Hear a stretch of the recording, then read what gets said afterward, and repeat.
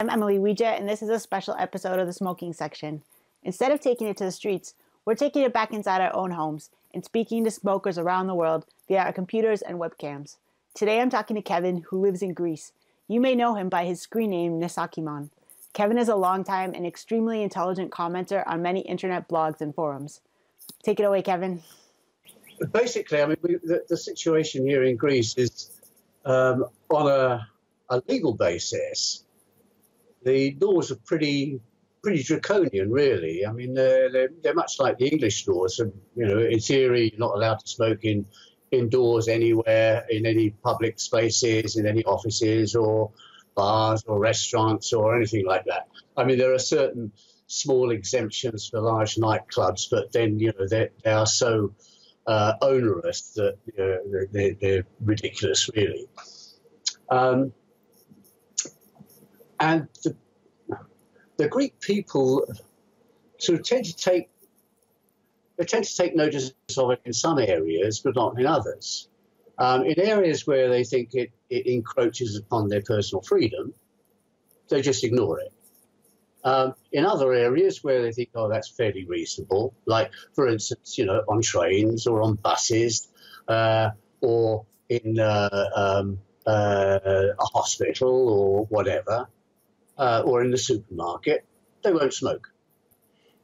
But when it comes to bars and restaurants and places which are their own personal space, it's, well, you know, like, you know, I'm not going to take any notice of this. It's, That's very interesting. So would you say it's almost, in a way, a collective social decision that so everyone kind of goes along with it, that in places that they feel it's unreasonable to have banned smoking, everyone kind of agrees and is fine with the fact that people just smoke, like in bars or cafes? Yeah. Basically, that's it. It's, you know, it's not as if the Greeks are, they're a very law-abiding people, really, basically. But in certain things, I mean, a good example is the crash helmet law. Now, you know, if you get stopped by the police not wearing a crash helmet, it's a €300 fine, a €350 fine or something. You know, it's fairly heavy duty. Mm-hmm. But when you look around, 50% of people on bikes aren't wearing helmets because they don't like wearing helmets, particularly in the hot weather. You know, I mean, it's a pain in the ass. They like to feel the wind in their hair and so on and so forth. And they feel it's they feel it's an infringement on their personal freedom. That's an interesting example, because I think that, you know, wearing a helmet or in the U.S., I think wearing a seatbelt, that was one of the kind of defining moments, I think, for you know, libertarianism, I guess the best way to put it, that where people really felt like this is a law that it's only affecting you, really, you know, the seatbelt or the helmet. It's not affecting anyone else. That's right. Yeah, it was the thin end of the wedge, basically, of the nanny state. Yeah, that's a good way to put it. That's where it all started. And here in Greece, you've got a situation where it's not just young, defiant people who will get on their bikes without a helmet. It's the granny down the road. It's Uncle Spiros. It's, you know, normal working people who just think, I don't want to wear a helmet. Yeah. And they're making that decision for themselves, and it's not affecting anyone else. Yeah. That's right. Yeah. And the funny thing is, I suppose it's because of the way it's policed. You have a situation where if the police decide, you know, oh, we need to raise some revenue or whatever, and they'll stick a car on a particular corner and a few guys, you know, and they'll just flag down everyone who's coming past without a helmet and give them a ticket, you know. It sounds exactly like Boston when they need to raise some revenue. They start handing out tickets for everything. Right. Yeah. But the funny thing is, and I know because I've not been fined for not wearing a helmet, but you could pull up alongside that same police car at the traffic lights, not wearing a helmet, and they will completely ignore you. Yeah. You know, they just won't even blink. Wow. Yeah. Because, you know, that's not what they've been tasked to do that day. So, you know, it's paperwork, isn't it? You know, like no. Too much trouble. Yeah. And they don't see it. I suppose it's the Greeks, both the police and the people, make a difference between things which are actually a crime and things which have been, which are laws which have been enacted, which are basically sort of social laws, if you like. Right. And so would you say that there's actually people that you've encountered in Greece who are anti-smoking, who've reacted negatively to you smoking? No. Never? No. No, Wow. never. Very interesting. Even though smokers, I think, are in the minority here. I mean, I think 40% or 35% or something of adults smoke here. Mm-hmm. It's just a completely accepted, you know, it's a normal thing. You know, okay, this guy smokes, this guy doesn't. You know, so what? And it's interesting because I wonder how much of that, you know, I've always wondered this about how much have indoor smoking bans actually affected people's attitudes, or how much of that was already there before. So I wonder in Greece whether, you know, people are just exceptionally easygoing, or whether it's just the fact that they've chosen to, you know, ignore indoor smoking bans pretty much as they see fit, as you pointed out, that have caused them to not be as intolerant of smokers. I think it's probably a lot to do with the fact that there hasn't been the same level of indoctrination here. We're not bombarded with all these anti-smoking adverts and posters and this and that and the other. Mm-hmm. You know, unfortunately, under EU law now, we've got all these, you know, grotesque images on fag packets and what have you. Oh, so you have the so-called plain packaging in Greece, yes? Yeah, that's an EU thing. But apart from that, really, there isn't any sort of heavy-duty sort of propaganda machine running here. So people are aware of it. You know, they know, everybody knows about the whole second-hand smoke thing and blah, blah, blah. But most Greeks say, that's bullshit. Wow. That's just, you know. That's very cool. It's very interesting to me to hear that there's actually a whole nation of people who've kind of chosen not to buy into that. Even if, as you say, there's not a lot of heavy propaganda, you know, being thrown at them, still the fact that they know about the concept of secondhand smoke and have chosen to reject it, basically. Yeah. I mean, the thing is, I mean, everybody knows about it because that was the reason that the you know, places were sort of declared non-smoking. I mean, you find that if you, for instance, go into an insurance broker's office or whatever, or an estate agent's office or a lawyer's office or whatever, if the guy smokes, he's got an ashtray on the desk. Wow. Very cool. You know, and, okay, it's a workplace, but, you know, it's my workplace. Yeah. So, you know, like, stay out of my life, you know. Yeah. I choose to do what I want to do in my own workplace. So, you know, thank you very much. Okay, public place, whatever, fine. Exactly. That's how it should be. Yeah, and another example is, for instance, you're not supposed to smoke on railway stations. You know, there's all these big no smoking signs around and so on and so forth. On the platforms. On the platforms. Mm-hmm. But, you know, for the Greeks, it's, you know, what is this? Yeah, you know, it's ridiculous. Outside. Yeah. So, you know, like, they light up. Yeah. And nobody says anything. Nobody sort of, you know, you don't get any sort of Jobsworths running up and say, oh, no, you can't do that here.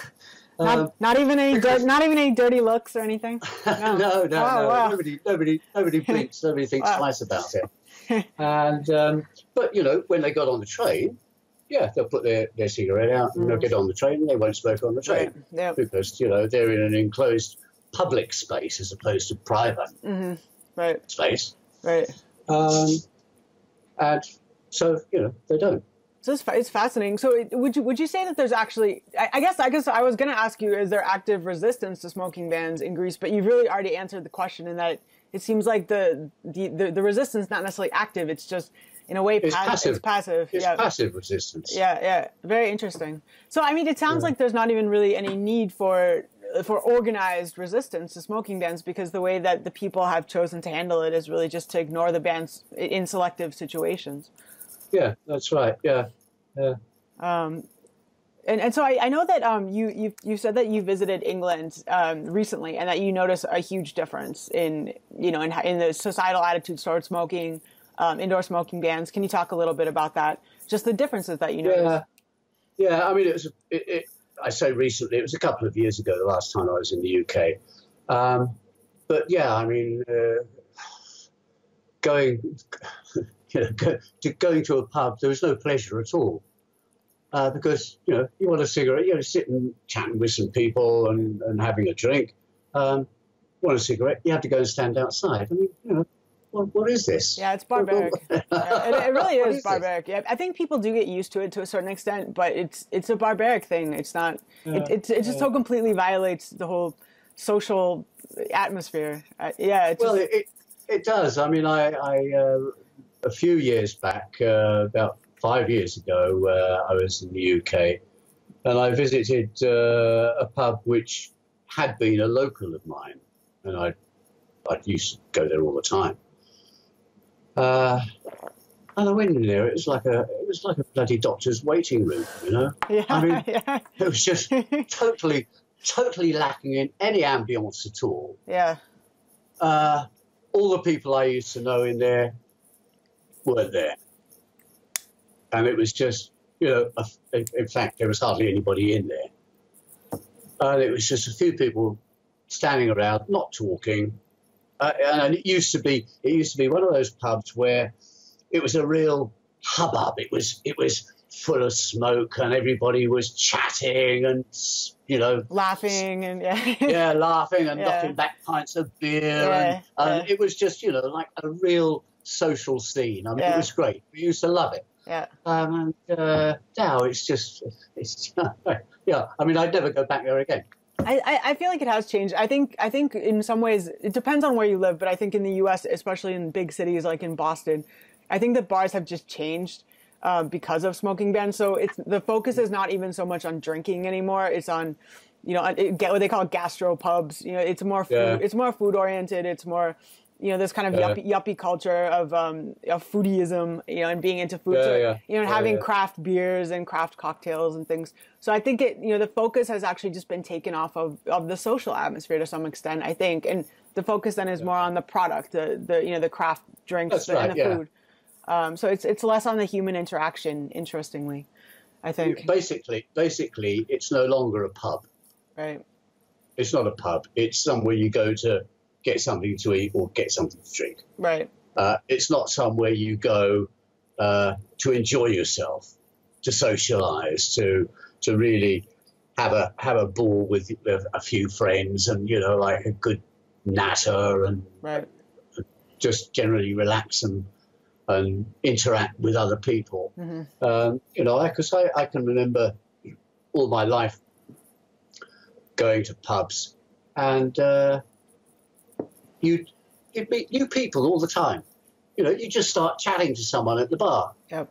Because, they would invariably be smokers. Because they just, that's what you did. Mm-hmm. And I met lots of people that way. Mm-hmm. And some interesting people, some good people.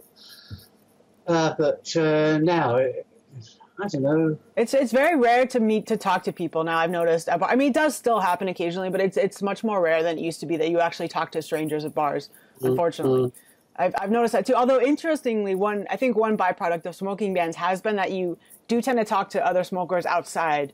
Yeah, I wouldn't know about that. I don't have to go outside to smoke. No, it's actually it's really depressing in a way. I always find I don't like going outside to smoke. I mean, people actually talk about the camaraderie of it being outside, but I've actually never found that to be particularly. Actually, what you'll see more often now is just people with their. I'm going to demonstrate my phone. They'll just be outside smoking on their phones, like scrolling, so they won't even look around at each other, which is sad. So it's kind of the coincidence of cell phones and smoking bans coming around at the same time, I think, is eerie. That's right. Yeah. I mean, I was going to say it's a lot to do with the actual cell phones. Cell phone culture.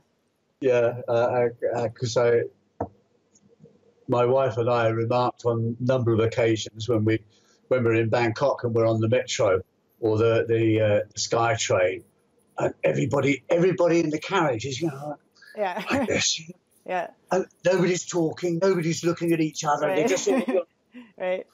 you think, oh God, what a life! I know. It's actually, someone pointed out to me, I forget where I read this, but that the size of a cell phone is almost the same as like a pack of cigarettes. So it's almost like when smoking was banned indoors, now you don't see packs of cigarettes on the bar anymore. You just see cell phones on the bar. It's kind of interesting, but I don't think there's much more to it than that, honestly. But yeah. So I wanted to talk a little bit about, you mentioned that, since where you live, people really just people ignore smoking bans indoors, that it really doesn't affect you as much. This anti-smoking culture, which is getting to be worldwide now, it doesn't affect you personally all that much. So what got you involved in fighting anti-smoking? How did you get involved in this? And why do you continue when it doesn't particularly affect you at this moment? It makes me angry, really. I mean, I don't get angry about things normally. I'm not a person who is got anger within them. But the whole situation, it's just morally wrong. The whole thing is morally wrong. That a bunch of a small cadre of fanatical zealots have managed to lie and exaggerate their way into a situation where they're dictating to people how they should live their lives. I mean, that to me, it's just completely wrong. I mean, I didn't really get involved in it until the whole business of this secondhand smoking came up, and there was then the talk of we've got to ban smoking indoors because of secondhand smoke and stuff. Now I'm coming up to 68. I'm going to be 68 next month, and I thought to myself, now I lived in an age where the kids were subjected to ambient tobacco smoke everywhere, on buses, on trains, in hospitals, in libraries, in theatres, in the cinema, everywhere you went, in the home, everywhere you went, it was a thug of tobacco smoke. And here we are, the baby boomer generation, the healthiest, longest lived generation of all. And, to me, it's just simple common sense that, it's obviously bullshit. Yep. It's obviously complete and utter bullshit. And I got involved in arguments on a forum that I used to frequent. So you were actively online at that point. So you were already frequenting online forums. Yep. Yeah. This was about 12 years ago, something like that. 10 years ago, and I was having these arguments online with people about me, and they were saying, "Oh, yeah, like experts have said." So, and to my mind, it was just, it didn't make any sense whatsoever. But I only had my own anecdotal evidence to go by. So I started, beavering away on the internet and researching it and trying to find out what the real situation was. And it was through those investigations that I came across blogs like Frank Davis, Chris Snowden's blog, Velvet Glove, and Dick Puddlecurt, and a number of others, and not just their blogs, but the comments on the blogs were just chock full of information. They really were, with some great links and so on and so forth.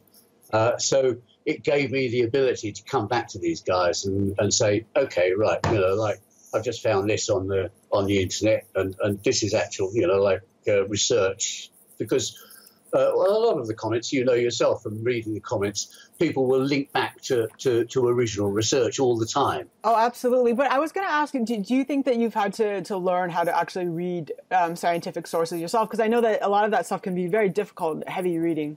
Have you actually had to try to sort of teach yourself how to read that sort of material? Yeah. I mean, it's kind of dry, and a lot of it gets ever so technical, so it's difficult to understand, and I have to sort of refer back to Google. You know, what the bloody hell does that mean? What the hell are they talking about here?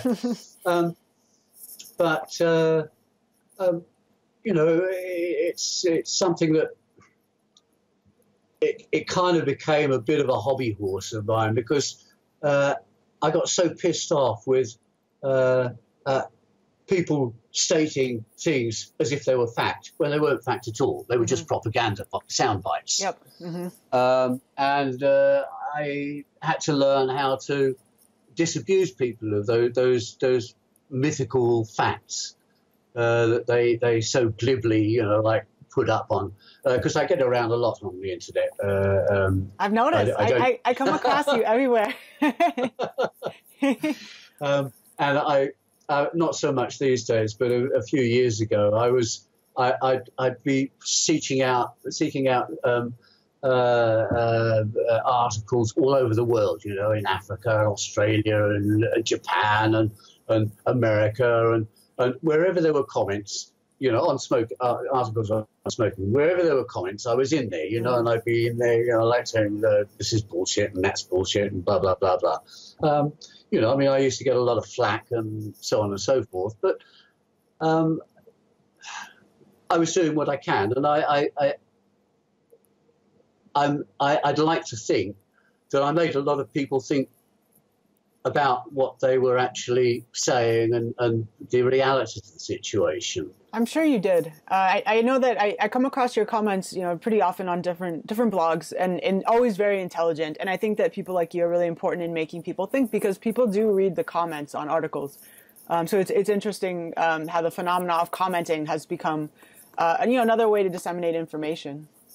Oh yeah, I think comments are great. I think comments are very often the best thing, even on blogs. You know, like. With Frank's blog, he writes a brilliant blog, but the comments are always, you know, as interesting and sometimes more interesting than the actual blog itself. Right, and it's one thing I like about Frank's blog is that I think he invites that. He comes with his own brilliant idea, and then he invites people to kind of come and add their own thoughts to it, and it, you know, takes it to a different level. He does. He stimulates comments. Yep. And he welcomes them. You know, even if they disagree with him, he welcomes them. And that's why, to my mind, his is probably one of the best blogs on the net. I agree. Absolutely. So what about, were there any books, any print books that you found helpful, as well as online sources? Well, yeah, I mean, I've got a couple of Chris Snowden's books, the Velvet Glove, Iron Fist one, and The Art of Suppression. And I got Michael McFadden's latest one, the Tobacco Nuts. Yeah. Yeah, which are just chock full of interesting stuff. They are. I mean, Yeah. They are, absolutely. It's almost too much to absorb. It is. Yeah. But and really, I mean, in terms of you know, the smoking issue, those are the only books I actually reference. Yep. So what do you think is next? I mean, I think, you know, we keep fighting in all of our own ways. You know, why do you think that worldwide governments have been so eager to jump on this anti-smoking bandwagon? And you know, do you think it's going to last forever, or do you think it's something that's just been a cycle? Just to throw that out there, I want to hear your thoughts. What's going to happen? Well, I'd like to think it's a cycle. I mean, traditionally these things do run in cycles. Yeah. I think governments love it because it gives them control. It gives them much more control over the populace. That makes sense. And also, it gives them a perfect excuse to raise huge amounts of taxes. That's very interesting. That makes sense. Yeah. Oh, it's it's for health. It's for your own good. You know, like we're doing this for you. You know, we're driving you into penury for your own good. Right. You know, it's for your health, and think about the children. Right. I mean, yeah. And when you think about children. it, it's sort of the best of both worlds for them, because they can say, well, you know, we're doing this for your health, we're doing the best thing for you, at the same time taking all of your, you know, tax money.